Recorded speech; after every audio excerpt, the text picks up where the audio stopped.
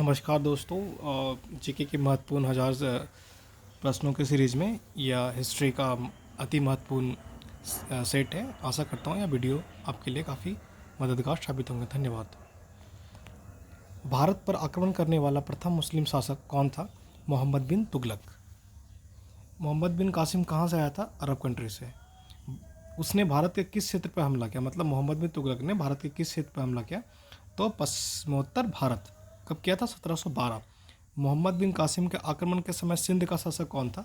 तो दाहिर सिंध का शासक था। कौन था? दाहिर सिंध का शासक था। मोहम्मद बिन कासिम कौन से क्षेत्र जीते? मोहम्मद बिन कासिम ने कौन से क्षेत्र जीते? तो सिंध एवं सुल्तान का क्षेत्र इन्होंने जीता था। भारत पर पहला तुर्की आक्रमण किसने किया? तो भारत पर पहला तुर्की आक्रमण 1986 में गजनी सुप्तगिन ने किया था। मोहम्मद गजनवी किसका पुत्र था? तो मोहम्मद गजनवी सुप्तगिन का पुत्र था। मोहम्मद गजनी शासक किस वर्ष बना? तो गजनी का जो शासक है 1998 वर्ष में बना। मोहम्मद गजनवी ने भारत पर कितनी बार आक्रमण किया? तो मोहम्मद गजनवी ने भारत पर जो आक्रमण किया वो 17 बार किया। सोमनाथ किस के आक्रमण किया? सोमनाथ पर किसने आक्रमण किया था? तो मोहम्मद गजनवी ने सोमनाथ पर आक्रमण किया था। किसने आक्रमण किया था? मोहम्मद गजनवी ने। अगला प्रश्न है, मोहम्मद गजनवी अंतिम हमला किसके लिए किया था? तो अंतिम जो हमला था वो जाटों के विद्रोह दबाने के लिए किया था। भारत में तुर्की राज का संस्थापक किसे माना जाता है? तो मोहम्मद गौरी को भारत में तुर्की राज का संस्थापक माना जाता है। मोस्ट इंपॉर्टेंट क्वेश्चन है, याद रखिएगा। मुल्तान पर आक्रमण किस समय किस शासक के हाथों उसे हार का मुंह देखना पड़ा था? तो मुल्तान में एक शासक था जो मूलराज था, जो गुजरात के शासक थे, उसे हार देखना पड़ा था।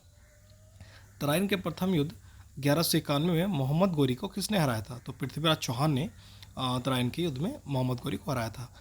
द्वितीय विश्व युद्ध कब हुआ था? तो द्वितीय विश्व युद्ध तराइन का 1192 ईस्वी में हुआ था और जिसमें मोहम्मद गौरी की जीत हुई थी। और इसी के बाद भारतीय इतिहास पर मुस्लिम जाति का कब्जा या फिर विस्तार प्रारंभ हो गया था, इसे बोल सकते हैं। पृथ्वीराज चौहान को बंदी बनाकर मोहम्मद गौरी ने कहाँ ले गया? तो पृथ्वीराज चौहान को बंदी बनाकर अफगानिस्तान ले गया था। चंदावर के युद्ध में, मतलब चंदावर का युद्ध भी कई बार पूछा जाता है किस वर्ष हुआ? तो 1194 में हुआ था। मोहम्मद गौरी ने किससे हराया था? तो कन्नौज के गढ़वाल शासक को हराया था। गुलामवंश पूछ रहा है कि कुतुबिन ऐबक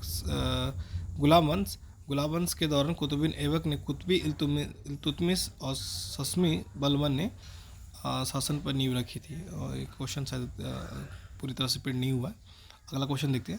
गुलाबवंश को किस नामों से जाना जाता है? तो एलबरी, मामलुक तथा दास वंश के नाम से भी गुलाबवंश को जाना जाता है। दिल्ली का पहला तुर्क शासक किसे माना जाता है? तो दिल्ली का तुर्क शासक कुतुबिन ऐबक को माना जाता है। ठीक है। और किसकी मृत्यु के बाद कुतुबिन ने स्वयं को लाहौर का स्वतंत्र शासक घोषित किया था? तो मोहम्मद गौरी के बाद जो मोहम्मद गौरी का ही गुलाम था कुतुबिन ऐबक, और उसके मृत्यु के बाद उसने लाहौर का मतलब कि स्वयं अपने आप को शासक घोषित कर दिया था। इस सेनापति की मदद से कुतुबिन ने बंगाल को अपने अधीन कर लिया था। तो केमांज रूमी की मदद से कुतुबिन ने बंगाल को अपने अधीन कर लिया। कुतुबुद्दीन ने बंगाल को सूबेदार किसे नियुक्त किया? तो बंगाल का सूबेदार अली मर्दान खां को किया था। कुतुबिन ऐबक, उसकी उदारता की वजह क्या थी? तो लाख बख्श उदारता कहा जाता था, इसलिए उसे लाख बख्श भी बोला जाता था। कुतुब मीनार किसने बनवाया? तो कुतुबिन ऐबक ने बनवाया। और पूछा जाए कि किसने पूरा करवाया? तो इल्तुतमिश ने पूरा करवाया था। कुतुब मीनार की ऊंचाई कितनी है? तो कुतुब मीनार की ऊंचाई 234 फीट है। तुर्क के चहलगामी क्या है? तो 40 तुर्क सरदारों का एक दल था तुर्क के चहलगामी, मतलब 40 लोगों का एक समूह था जो काफ़ी लड़ाकू प्रवृत्ति के लोग थे। इल्तुतमिश के शासन में किसके पश्चिम उत्तर भारत पर आक्रमण किया? मंगोल शासक चंगेज खां। इल्तुतमिश ने किसे बंगाल का गवर्नर नियुक्त किया? तो हुशामुद्दीन को बंगाल का गवर्नर नियुक्त किया था। किसने उज्जैन पर आक्रमण कर महाकाल मंदिर को लूटा? तो इल्तुतमिश ने महाकाल मंदिर को भी लूटा था। इल्तुतमिश ने कौन सी व्यवस्था लागू की? तो इक्ता व्यवस्था इल्तुतमिश लागू थे। उसने किस नाम के सिक्के चलाए? तो जीतल एवं टंका। मतलब कि इल्तुतमिश ने किस नाम के सिक्के चलाए? तो जीतल एवं टंका। रजिया सुल्तान इल्तुतमिश की ही बेटी थी। ठीक है। और जो उसका शासनकाल 1236 से 1240 तक था। सुल्तान बनने से पहले जलाउद्दीन क्या था? तो बुलंदशहर का इब्तदार था। नवीन मुसलमान किसे कहा जाता है? तो दिल्ली में बसने वाले मंगोलों को नवीन मुसलमान कहा जाता है। किसने जलालुद्दीन फिरोज खिलजी की हत्या कर दिल्ली की गद्दी हासिल की थी? तो अलाउद्दीन खिलजी ने। आशा करता हूँ ये 50 महत्वपूर्ण प्रश्न आपके आने वाले एग्जामों में काफ़ी मददगार साबित होंगे। बहुत बहुत धन्यवाद।